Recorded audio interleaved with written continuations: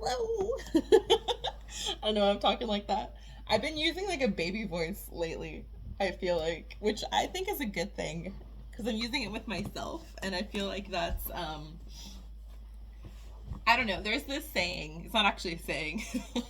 It's actual psychological information. Sorry, my brain has been wired today.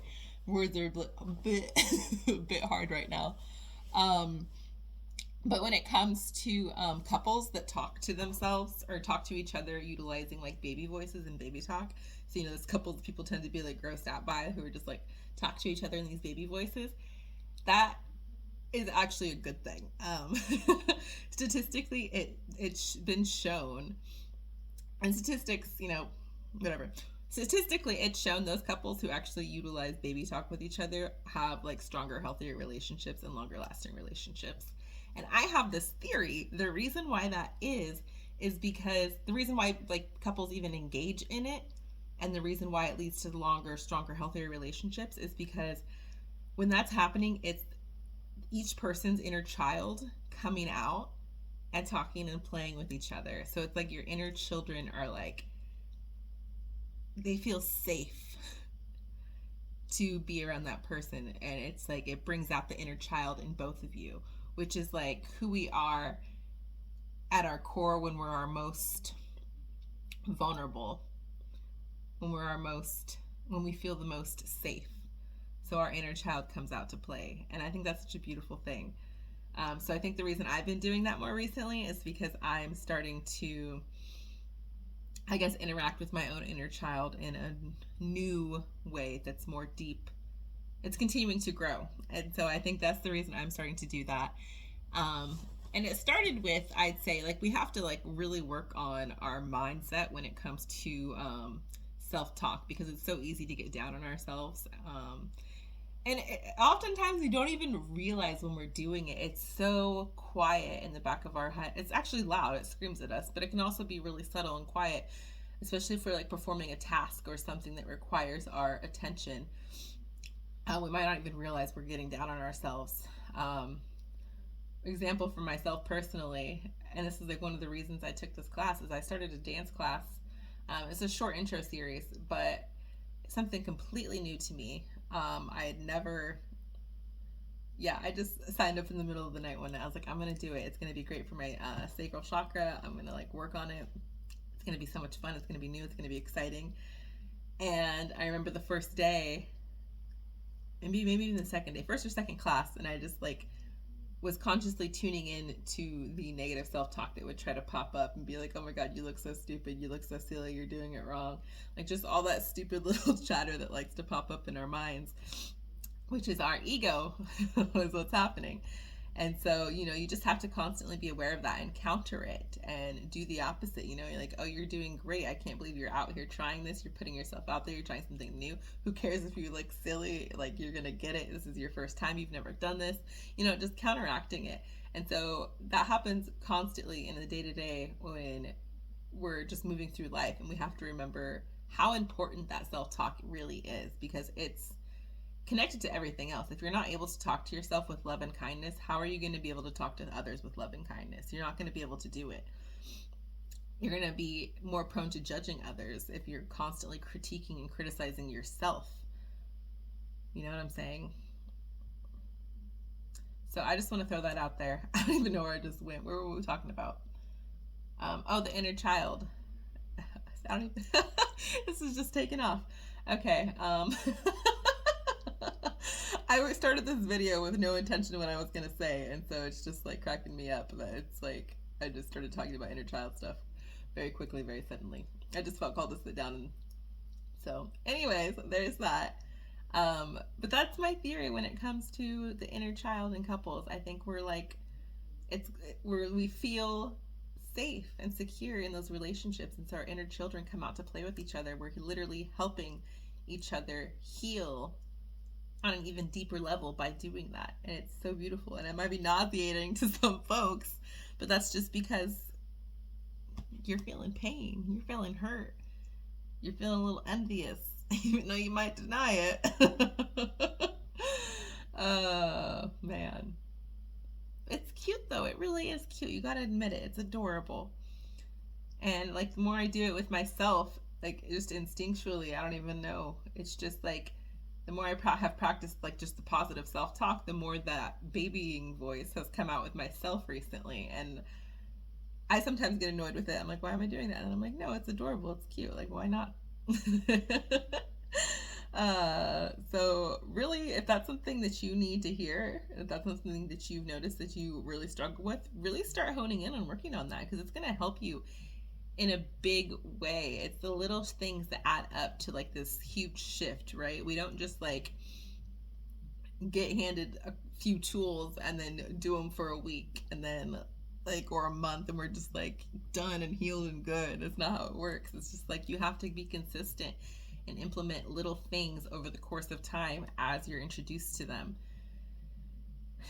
And that's how change happens. Change is gradual, change is constant, and it's never ending. So also don't think that you're on some journey that's going to just magically just turn into something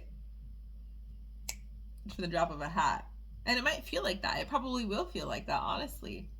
Because if you constantly are working on things, like you don't see the gradual changes in yourself. You don't see how much you've changed. Like I often have to read back through my journal because I know I can be really hard on myself in terms of how much I think I'm doing and changing and achieving.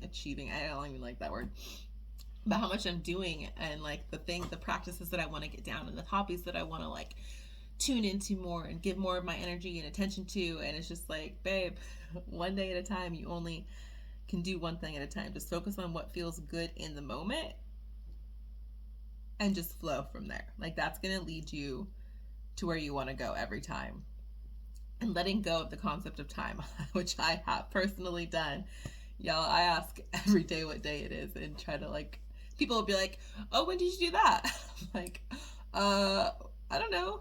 Like maybe 3 months ago, 7 months ago. Like I have no idea. Which feels honestly really good. Like, what'd you do this weekend? I'm like, I don't know. I did stuff, but I can't recall what it was.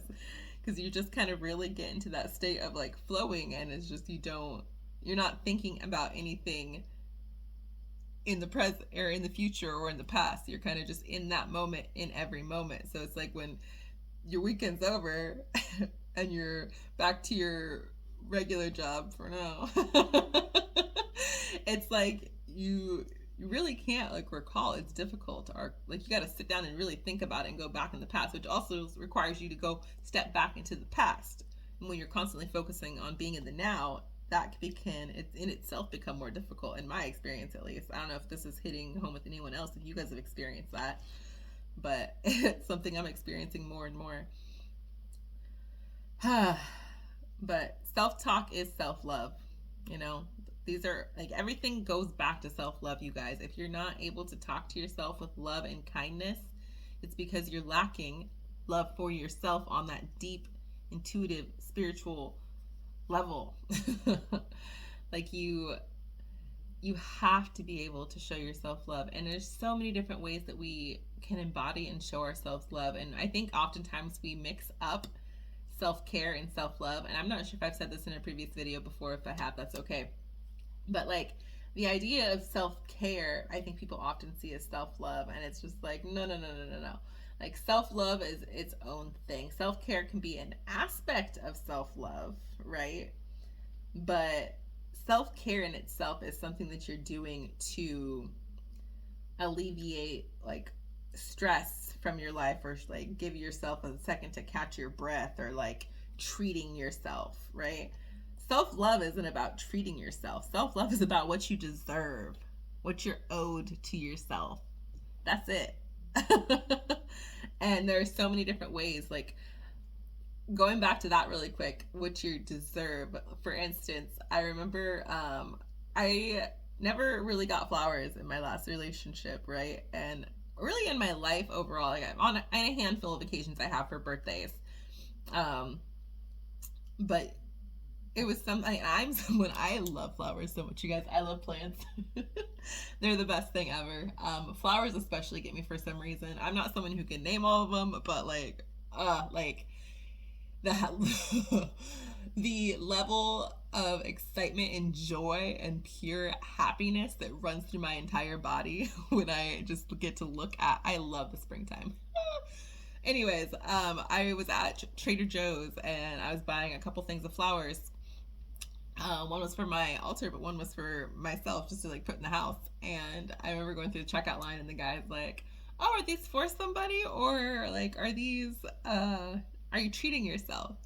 And I responded with treating myself, but like I'm like as I'm like leaving and like getting in my car, I'm just like treating myself. I'm like, this isn't a treat. I'm like, this is what I deserve. And it's like that's the kind of attitude we need to start to embody in order to fully learn to love ourselves. Because it's like, why do flowers have to be a treat for yourself? Why do we have to treat ourselves like we deserve we're worthy always at all times, no matter what?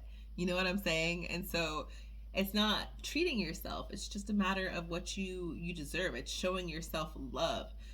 You know what I'm saying? Like it's funny because I had a conversation with one of my coworkers, and this is another way we can show ourselves self-love, but we don't think of as self-love, right? So it's like something as simple as exercise, something as simple as the foods we're choosing to put into our body. If we consciously know, if we know, which we all do, certain things are not healthy for us, and that other activities and certain things are really good for us, they're good for our body, they're good for our mind, they're good for our soul. Doing those things when we know that they are good for us is an act of self-love. And a really simple way to like explain this is like the way I talked with my coworker about it is just like when it comes to cooking meals for yourself, we can often get lazy with that, right? We're like, I'll just order out, or I'll just, make something like freaking throw a pizza in the oven or something like that's not healthy, not good for us. It's just simple. But yet, for some reason, and this is probably going to hit with you too, because this hit with me in my relationship with my coworker in regards to like him and his housemates and all the roommates he would have. For us, it seems easier and even more exciting and fun to make a nice meal when you're doing it for other people or sharing it with other people. But for some reason, when it comes to us as an individual, we tend to be like, we kind of just be like, I don't really, it's just for me. It's like, yeah, it's for you, babe. Like, make a nice meal for yourself. Like, why do we tend to have the energy to do it when it comes to doing it for others, and we're excited about it, and we have the energy to go after work and go buy all these ingredients, and or just like gonna get home and like make this meal, and we're like happy about it, enjoying it, having fun with it, having fun while we're cooking it. But then when it comes to just making it for us and there's no one else involved, somehow all of that disappears. Nothing changed other than you're not cooking it for other people. Like, why are you not as important and worthy of a nice meal than the people you're cooking it for? You know what I'm saying? Does that make sense? And it's such a simple little thing, but it's like we can think about that in so many different ways in our lives. And that's an act of self-love. It's like, don't you matter enough to cook yourself a nice meal? Why can't it be fun to cook it for you? Why does it only have to be fun if you're cooking it for someone else? Whether it's a group of people or one other person to share it with. For me, it was one other person because it was like the relationship I was in. And then for him, it was for his roommates. But it's crazy because honestly, there's one factor that changes, like, and then suddenly your whole motivation, everything goes out the window, and all of a sudden you don't want to do it because it's just for you. What do you mean just for you? You're freaking amazing. It's for you. Get up there and do it, and do it with love, and do it with some fun. Put on some music, freaking dance around your kitchen, just vibe. And then you get to enjoy a lovely meal, and you'll probably have leftovers if it's just for you. Just even more great. But there's just so many different ways that we can embody self-love.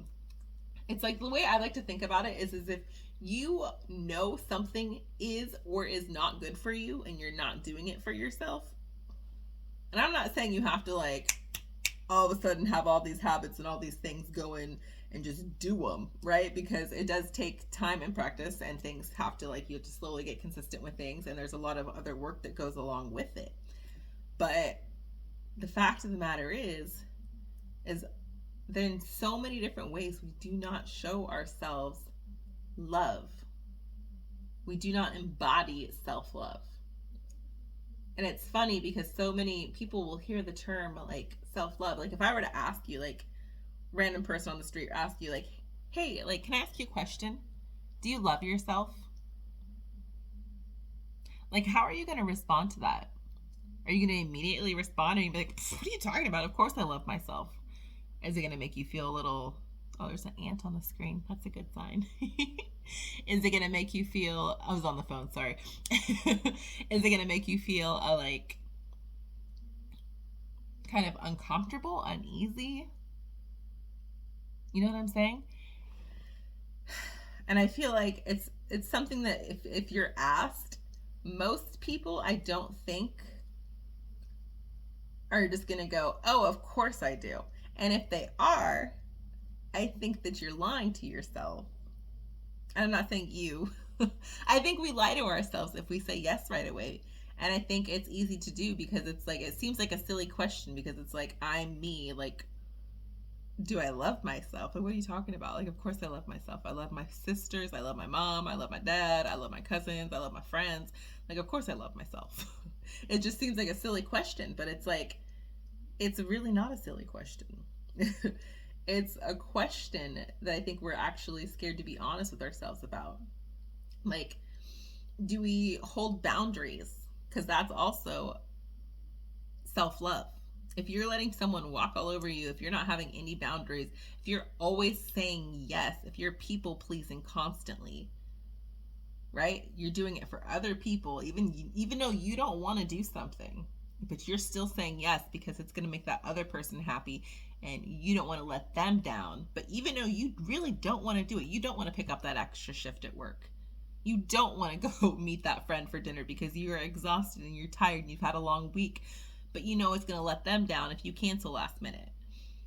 Like, there's so many different ways that we do not embody self-love, and it's so easy to think that we do love ourselves fully, truly, and deeply when we don't. And that's what's missing in this world, you guys, is embodying self-love.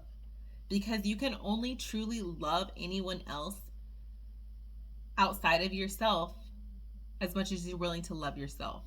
And I think this is why there's so many problems in the world, because especially when you look at like people like and I hate when people are like, don't get political. I'm like, we live in a world that is political. What are you talking about? Literally every single thing is political.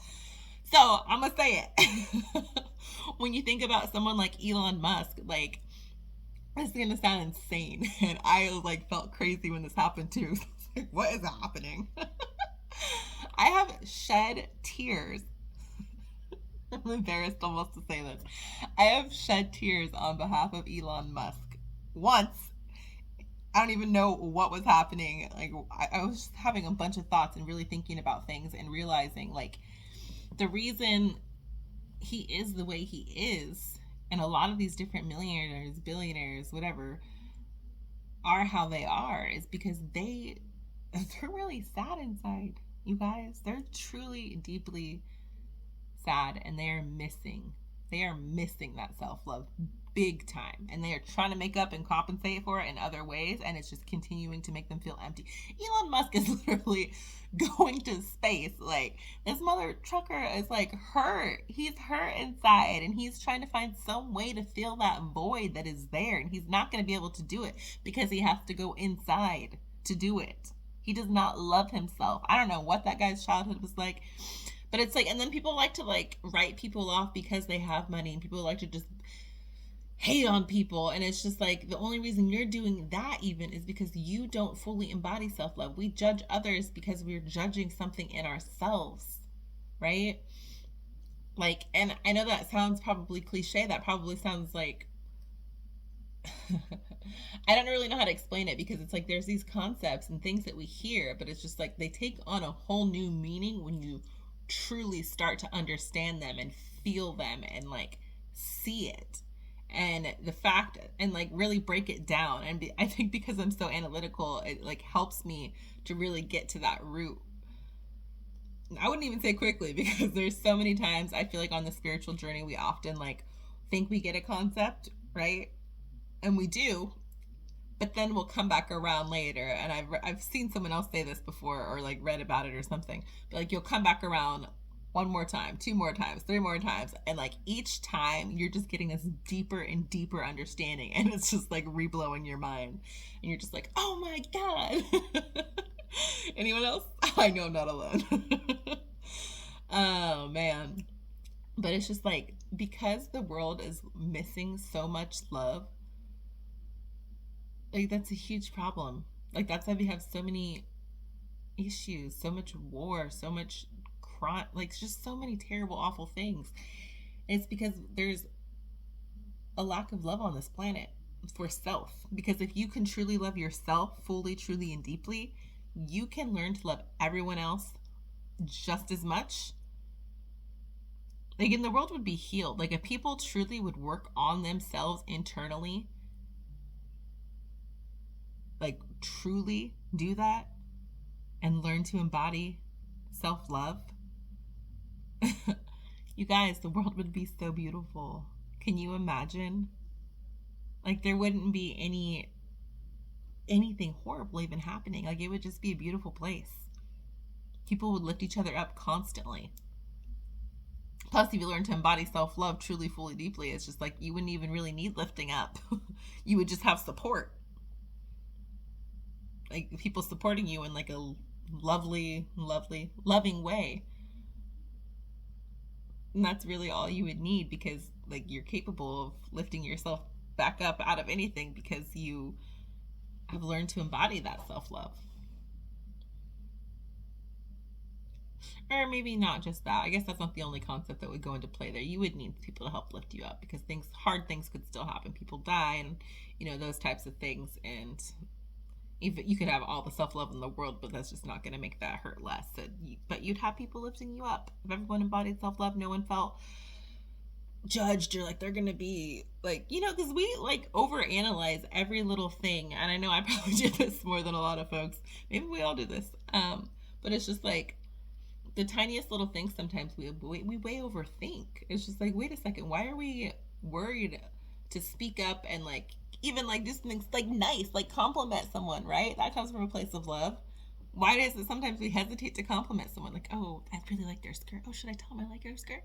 Like, it's just like, yes, babe, tell them. Why not? That's gonna make their day. That's for sure.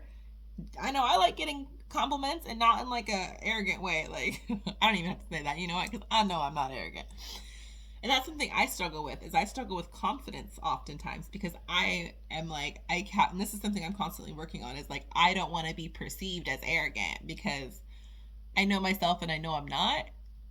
And so I think if I'm too confident, that I'll be perceived as arrogant. But like the thing is like, if someone is judging you, they're judging themselves. And oftentimes, if someone is perceiving your confidence as arrogance, it's because they themselves don't possess that confidence. And so it creates this like lack in them, or this like, they're almost like, it makes them feel uncomfortable, because they know that they could have that too. Or they're like, well, why does this person have that and I don't have that? Like, but that's not how their mind is thinking about it. And so they just want to put it off into a negative view. They want to view your confidence in a negative way, so that they don't have to look inward, if that makes sense. Yeah, that makes sense. Hope it makes sense to you guys. Yeah, but it's just so crazy to me. I can't believe I cried on behalf of Elon Musk, but also like I can, because it really is sad, y'all. Like, I'm sorry to say it too, but like, I'm not sorry, because we're all humans when it comes down to it, and we are all the same. As much as we want to think that we're different from each other, and that we're so, whether we want to put people on a pedestal above us, or like think that people are below us, it's just like, No one is above or below you. No one is above or below anyone. I'm not above or below you. You're not above or below me. We're all literally on the same playing field. And that's so hard for us to grasp as humans unless we're really doing the work on ourselves. There's so many different songs. A couple of my favorite artists, well, there are a few, but the one that's coming to mind right now is you guys probably know, maybe Russ, and that song that he does with Will Smith, who just released the album. If you guys didn't hear, that album was fire. But Russ and Will Smith, the Work of Art song. If you guys haven't heard that song, go listen to it. Maybe I should do a breakdown of that song sometime, just in case. But if you're on this journey and you're seeing this video, I know that you're going to understand the lyrics and what they're saying in that song. So if you haven't heard that yet, go listen to it. Work of Art. Because it really talks about all the mirrors and all the reflections, and how if you're judging yourself, you're judging others. Like, it's all there. And it's just like, I actually just got another line of it today, because it's like that thing you come back around to, right? And one line that Russ says that, like, I thought I got and I kind of got, but, like, I understand it even more today. I think I actually made a video about it a couple days ago or yesterday or something. Time. But he says, trying to kill the monster just made it grow bigger. And in that line specifically, it's like talking about how, at least this is my take and perception of it, was when you try to kill the ego, when you try to ignore it and like demonize it and villainize it, or the shadow, whatever you want to call it, that's when it just continues to get bigger and louder. And I think it's so easy for us as individuals to, of course it's easy because it's uncomfortable, and like we cling to comfort as humans. It's just like natural, it's innate. Like we want to stay in what feels good, but we don't grow in our comfort zones. And being uncomfortable might feel uncomfortable, but who says it can't feel good as well? It's uncomfortable, sure. But discomfort is where growth happens. And when you push past the discomfort, there's something else on that other side, and it feels really good. I feel like I just got a little sidetracked, but that's okay. I don't even know what I was saying before that. So all this is to say, I guess, just I was gonna say, even when it comes to Trump, you guys, okay, I know. Trust me, I know. But Mr. Musk and Mr. Trump are very hurt, damaged individuals who do not love themselves. And it is sad. It is sad. And it's like, it's really hard for people to like even fathom this when I say it, because I've said it about I feel like this is so controversial, but if you're here, you either need to hear this or you're gonna hate me for saying this. I don't think you're gonna hate me for saying it, because it just is what it is. But it's just like, the fact of the matter is, if you are put in someone else's situation, if you guys have never read The Untethered Soul by Michael Allen Singer, I highly suggest reading that book. If you're new to the spiritual journey, I feel like it's a monumental piece. I feel like it was for me anyways on this journey, because it helped me first really see my ego and separate myself in that way that I needed to be able to like continue on this journey in the way that I am now and have gotten to. But like, we really are the same as everyone else. Like, if you were to be put in someone else's shoes, that saying, walk a mile in someone else's shoes, it's all these things that pop up. If you were to walk more than a mile in that person's shoes, walk their entire life and their entire existence with their exact parents, like, I'm talking like exact. Some people be like, well, my parents were like this. I'm like, no. I'm not saying your parents. I'm saying if you had their parents, their genetic makeup, right? Their exact environment from birth up until the time they made the decisions that you're now judging and hating on, you would make those same choices and those same decisions, because you would feel and be going through and experiencing the same things that that person is that led them to those choices and those decisions and those outcomes in their lives. And that might be hard to fathom right now. Maybe it's not for some folks, but that is the reality of it. Like, you would make the same choices and decisions. And so that's why we're saying it, like, if you're judging others, you're judging yourself. Because if you're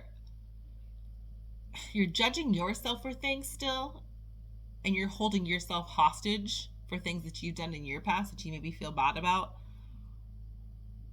that you're unable to see the human in other people.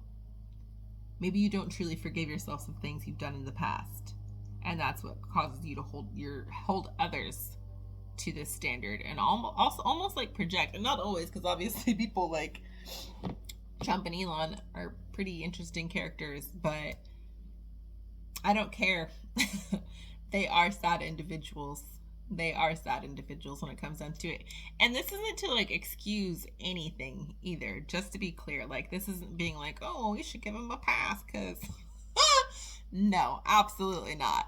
It's just a matter of like acknowledging and realizing that, right? Like, one reason I was able to end my relationship with my ex with love, despite like, being cheated on and lied to and having another girl become pregnant in this situation, is because I was able to, for one, like, I'm a psychology major, so just like being able to like know my ex partner, and like knowing their background and just kind of like the environment that they were raised in, and kind of like being able to put some pieces of the puzzle together, and like the kind of internal turmoil that would create in a person, and just all these different things I'd seen. But then also realizing, like, it was more recently that I was able to be like, I would have also cheated. Like, if I was him in that situation, had his exact like things growing up from A to Z, walked a mile in his shoes, like, I would have also made those same choices and decisions. And people like to say, no, but I'm saying, like, you have their DNA, right? So I'm saying, like, this is just a vessel, you guys. This is a vessel, right? That's all it is. It's skin and bones, and it's a vessel, and all these other things in here. But this dies. And so I'm saying, what's inside, I'm pointing to you, what's inside, if you were to take that and drop it into, or take what's in here, drop it into my ex before he was born in his mother's womb, and go through his life, like, and then meet me. This sounds insane. I don't care. I would have made the same choices and decisions. And that sounds hard to believe, maybe for some. Maybe this is really making sense for some of you guys. But it's really hard to hate anybody. Like, when you look around, you should see yourself in everybody. And it should excite you. It should almost, like, it should make you curious about their life almost, because it's like, oh, that's me. Oh, that's another version of me. That's another version of me. Because when it comes down to it, we all come from source consciousness, right? Source, God, intelligence, like, whatever you want to call it, like the universe. We're all connected. We're all one. We all come from the one. And I truly believe we're here to learn and to grow and to adapt and to learn to love. I think love is the ultimate form of intelligence, you guys.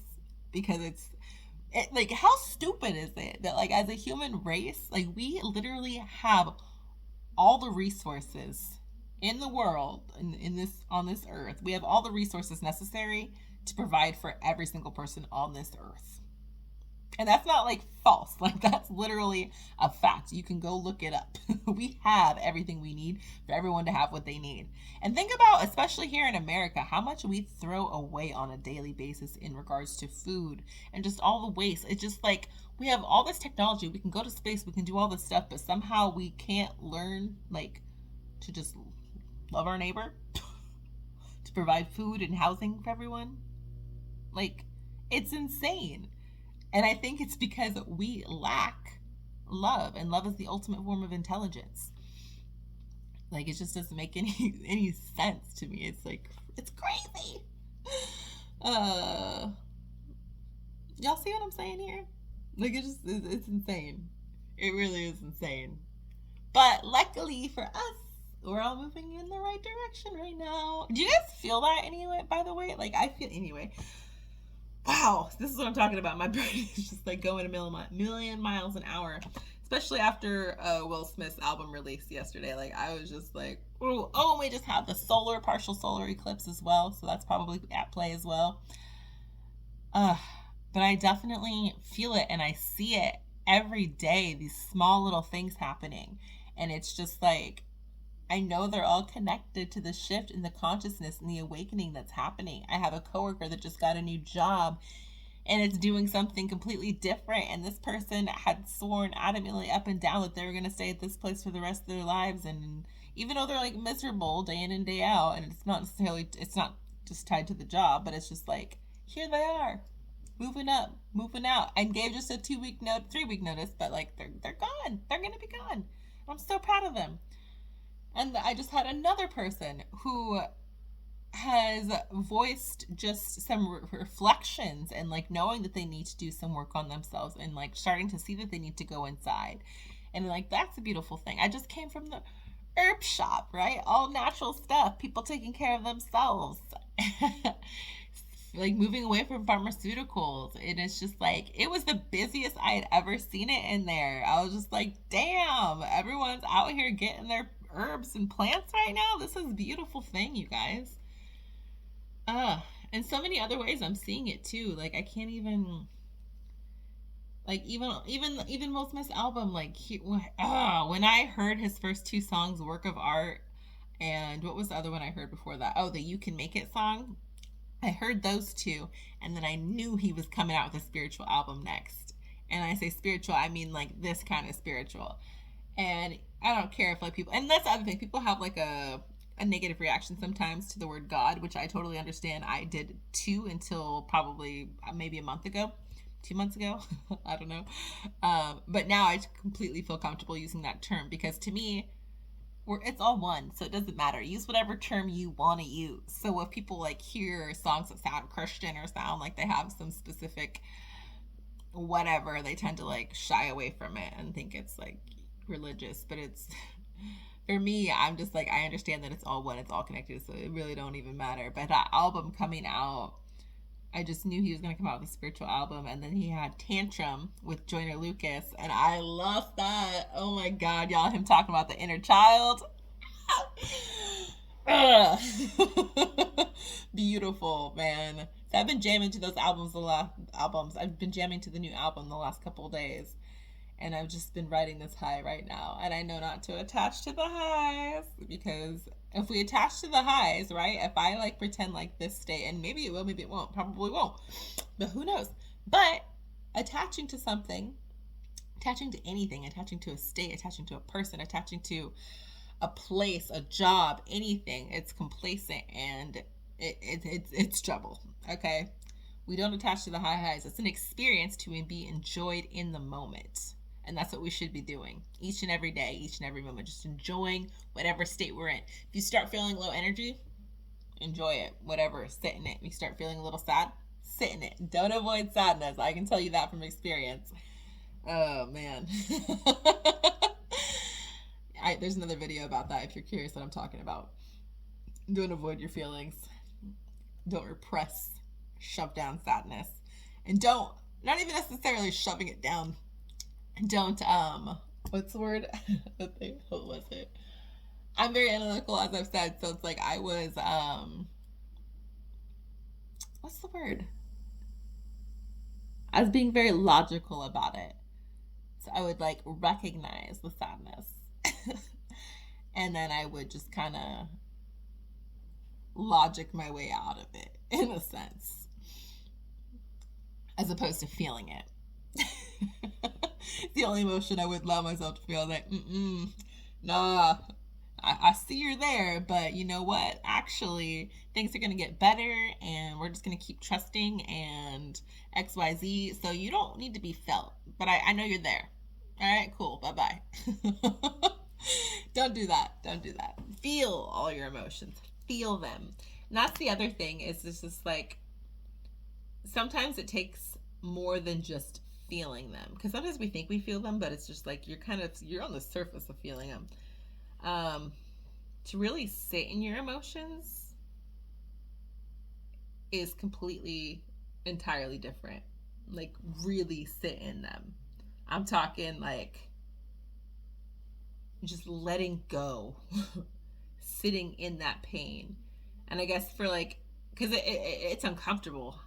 Not saying it's not going to be uncomfortable, but what it does is it brings you to this other side. It brings you to the other side if you can continue to sit in it and break through that barrier to the other side. And for me, an example, going back to politics, going back to the world, the earth, um, prime example for me when it comes to that, that's like easy to understand and explain here. Watching the genocide in Palestine, Gaza unfold, and watching, like, literally seeing all these crazy things happening on the ground, it, like, there's no words to describe it. Like, I'm gonna start crying right now. There's no words to describe it, and it's hard to watch. It's extremely hard to watch, and it's extremely hard to sit in and force yourself to see it. And that's why so many people scroll past those videos. But we feel so deeply, we feel so much pain and sorrow, and they're so hard to watch because we hold and possess so much love, you guys. That's why it hurts so much, is because we have so much love. And if we can use that love to fuel us and use that love for change, use that love for passion by sitting in the pain.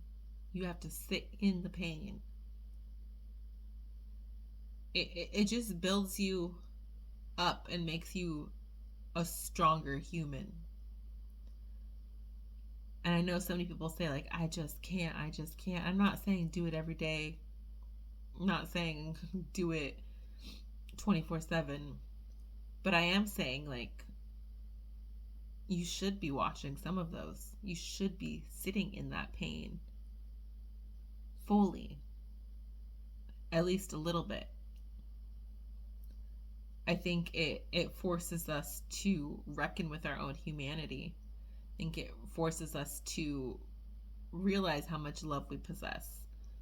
But you can only recognize that if you sit in it and through it, because you have to really and allow yourself to feel it, right? Not just like, because it's violence is so normalized in this country, especially, and around the world, but especially in this country, it's just so normalized. Just like right down to like movies we watch, like everything's just like fucking, it's just ridiculous.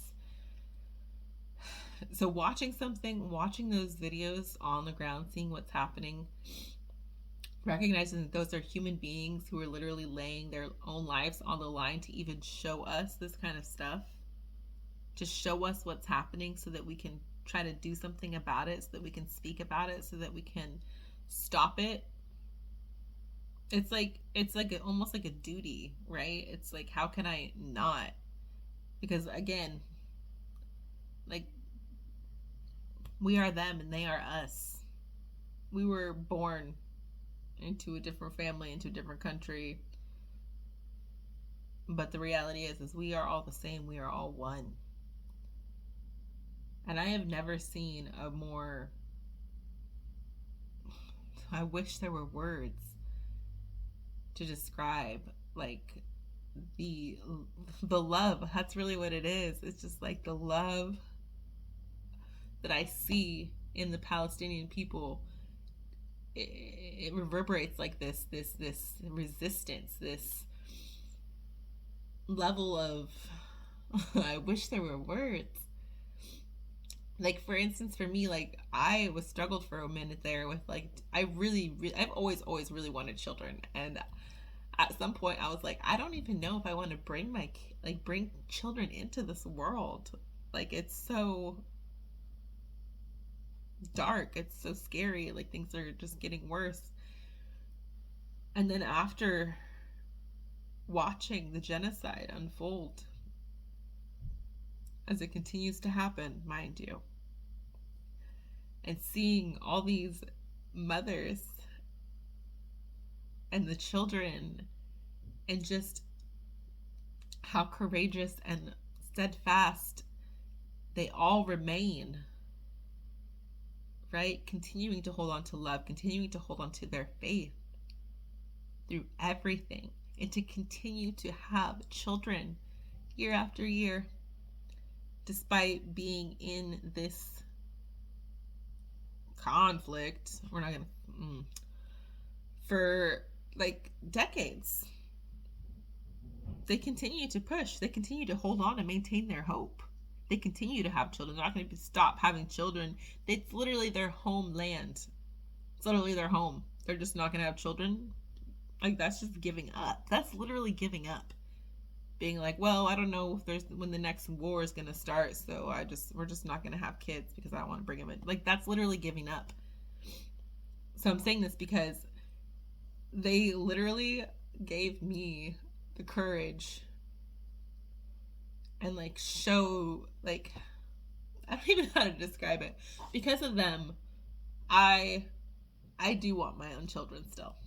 I do want to bring children into this world, and I'm sure to some people that sounds insane, but trust me, if you have seen a fraction of who the people of Palestine are,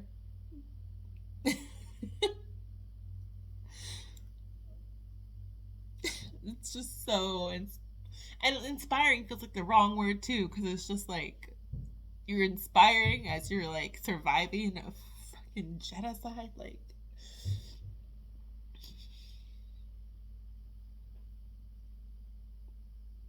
man, love. All we need is love. And I used to like not understand that concept either. I thought it sounded silly. Mind you guys, I've never like tripped on acid before or had a full mushroom trip or anything like that. I've never used any hard drugs. But it just it all makes so much sense now. There's a duality in everything. So I'm not saying, I don't know. I was going to say, I'm not saying that I don't believe in violence, because there's a duality in everything. Like, even within something that doesn't seem like it could have a duality.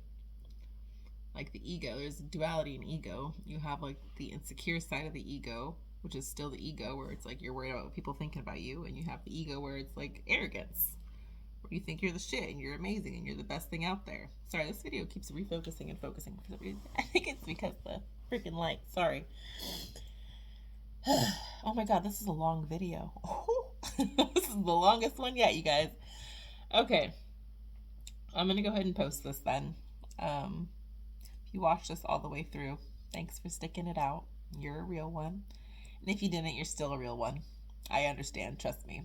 There's videos that I see on YouTube that I want to watch, and I'm like, 48 minutes. I can't do that. I can. I choose not to. So yeah, I hope this video resonated with you in some way, shape, or form. I hope anything that I've said has like come through to you and helped you see things in a different light in some way, shape, or form.